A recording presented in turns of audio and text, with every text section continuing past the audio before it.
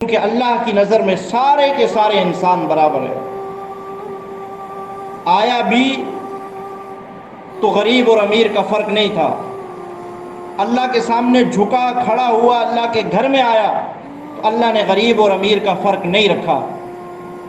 اللہ کے سامنے دنیا سے منتقل ہو کے اللہ کے سامنے جا رہا ہے تو امیر اور غریب کا کوئی فرق نہیں ہے، اور پھر قبرستان میں پہنچ رہا ہے تو وہاں پہ بھی امیر اور غریب کا کوئی فرق نہیں ہے۔ تو یہی چیز ہمیں اللہ کے محبوب علیہ السلام نے اپنے آخری خطبے میں سمجھائی ہے۔ یا ایھا الناس انا خلقناکم من ذکر او انثی وجعلناکم شعوبا وقبائل لتعارفوا ان اکرمکم عند اللہ اتقاکم۔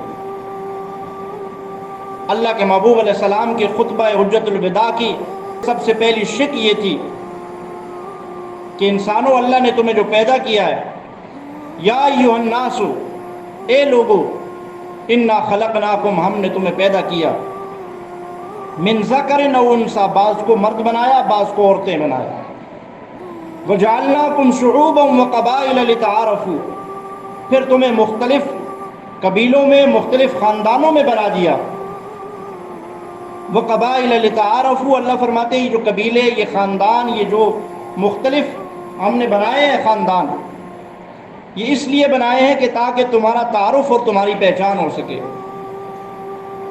اس میں تمہاری کوئی فضیلت نہیں ہے، کہیں پہ بھی نہیں لکھا ہوا کہ کسی خاندان کو کسی خاندان پہ کسی وجہ سے فضیلت ہے۔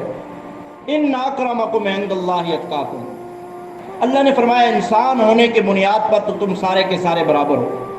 ہاں، جو فضیلت تمہیں حاصل ہے، جو عزت تمہیں حاصل ہے، جو بلندی حاصل ہے، وہ ایک وجہ سے حاصل ہو سکتی ہے۔